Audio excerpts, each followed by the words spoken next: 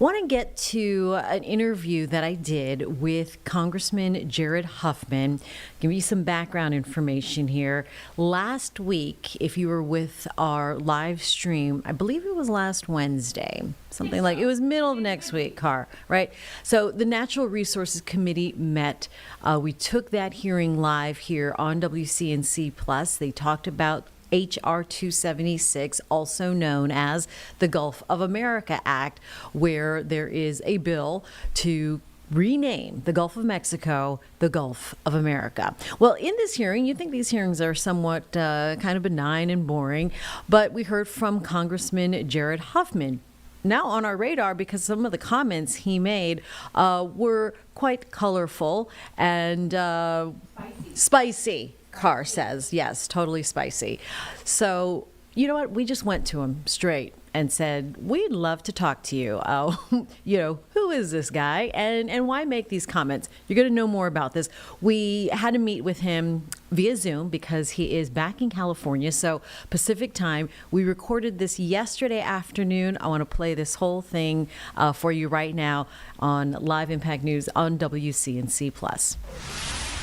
All right, here on Live Impact News on WCNC Plus, a bill recently introduced in Congress has sparked both controversy and bemused reactions across Washington. It's House Resolution 276. You might know it as the Gulf of America Act, that's proposing to rename the Gulf of Mexico, and it is generating waves far beyond geographic circles. One of the most colorful responses came from California Congressman Jared Huffman during last week's Natural Resources Committee hearing, which we played and streamed on WCNC Plus, and he offered his own alternative naming suggestions.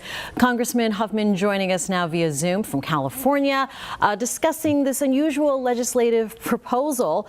First of all, Congressman Huffman, thanks for being with us today from there on the West Coast. How you doing?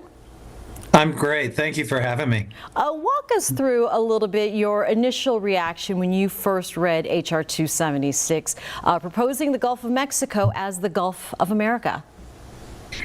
You know, I've been surprised at so many things we've seen in this Congress where members of Congress, which is supposed to be an independent branch of government, just seem to think their job is to work for Donald Trump and to constantly kiss up and curry favor to this man in an almost cultish way. And so this is one of those, but it's not the only one. I mean, it's not a serious policy proposal to change the name of the Gulf of Mexico. It's just trying to make Donald Trump happy.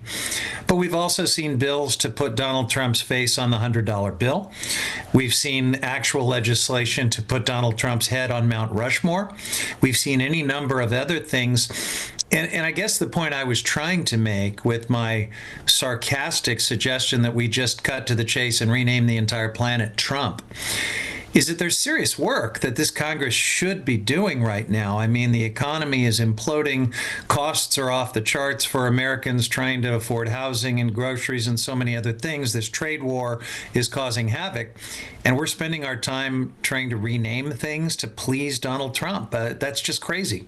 Yeah, so for our viewers who missed last week's hearing, want to play this bit when you did propose renaming the Gulf of Mexico to maybe even perhaps the Gulf of Ignorance and open to some friendly amendments. Let's play that now. Thank you, Mr. Chairman. If Republicans on this committee are serious about renaming the Gulf of Mexico, we should at least be honest about what is driving all this. My amendment proposes that rather than calling it the Gulf of America, we acknowledge what this bill truly represents, which is a departure from science, history, and common sense. We should call it the Gulf of Ignorance.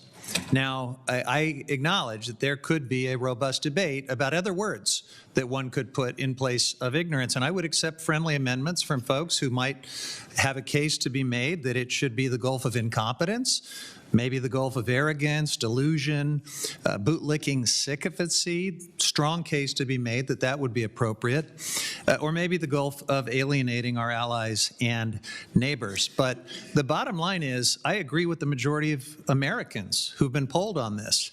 The Gulf of Mexico doesn't need a different name. Congressman Huffman, I mean, these comments obviously got our attention.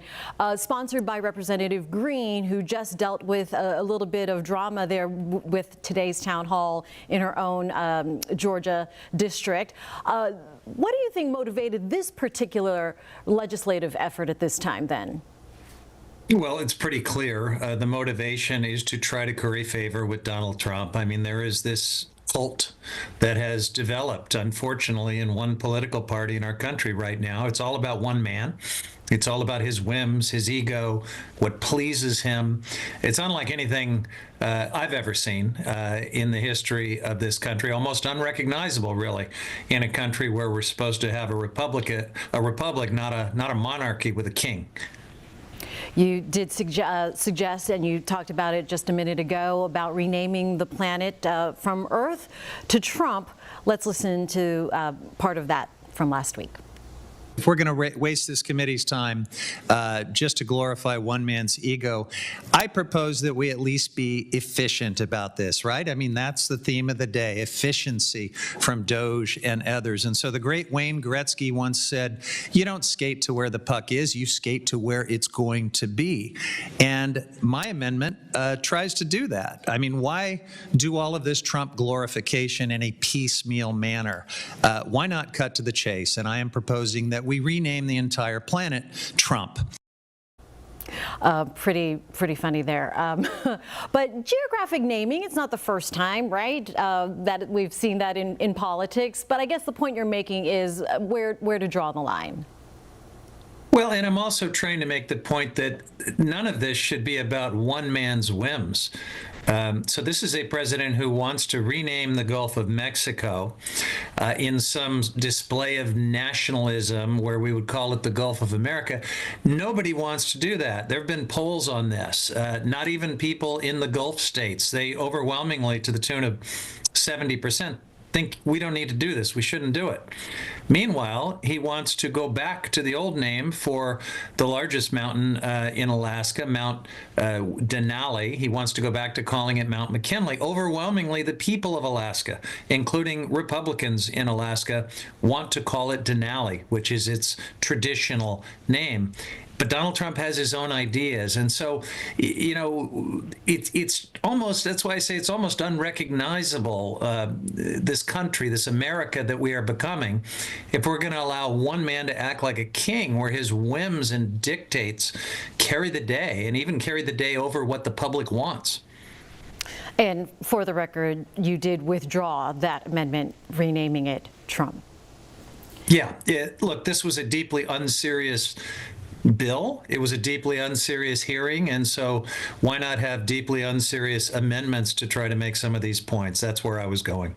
I just learned, actually, a fellow member there for the Committee of Natural Resources, Addison McDowell, is an alum of UNC Charlotte. And what was the reaction from colleagues like him, who's a Republican, on both sides of the aisle to your comments and this bill in general? I haven't talked to any of my Republican colleagues, but I would say this. There are serious things affecting the Carolinas right now that we ought to be talking about and working on. You know, the Great Smoky Mountains National Park, the most visited park in the country, and the Appalachian Trail are still closed because of Hurricane Helene's impacts. Hurricane Helene, by the way, that was made a lot worse because of the climate crisis that this president believes is not a real thing. At a time when we're trying to get these parks and these public resources back open, they are dramatically cutting funding for national parks. And so it's going to be a terrible summer in a place that depends on recreation as an important part of the economy. We should be talking about things like that, and instead we're trying to rename things and please the great cult leader. Yeah, I was going to say NOAA was something you mentioned last week, that some of the attention should be to that. Of course, in the Carolinas, we deal with hurricane season, which we are coming up on towards the end of May, right? Absolutely. You talk about a part of the country that is uniquely at stake when we talk about the climate crisis. And, you know, in places like Hatteras, your viewers know that the climate crisis is real. This is not a hoax. These are real homes collapsing into the Atlantic Ocean because of sea level rise and extreme weather. So we're taking a dangerous turn with our climate policy, with all of the destruction that Elon Musk and these Doge folks are wreaking in our federal agencies, and to have it happen at a place like NOAA, where we all depend on accurate weather forecasting and science and critical services. Gosh, for a place like South Carolina, North Carolina, this should be what everybody's talking about. Absolutely.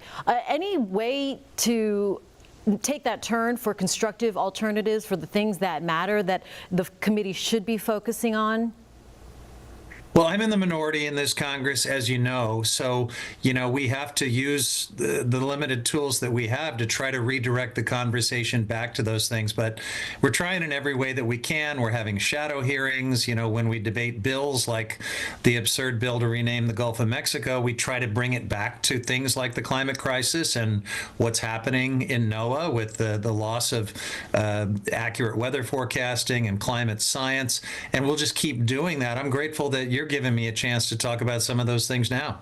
Absolutely. Congressman Jared Huffman from California talking on points regarding the Gulf of Mexico or Gulf of America Act, H.R. 276, but also things that are not in, per se, your geographic region, but do affect Americans across our country. Yeah, I represent a coastal community, and I know coastal communities on the Atlantic coast face some of the same threats and concerns that I do out here in California. All right. Appreciate your time. I'm headed that way in a few days, so looking forward to that. Thank you. Thank you. Congressman Jared Huffman, appreciate it.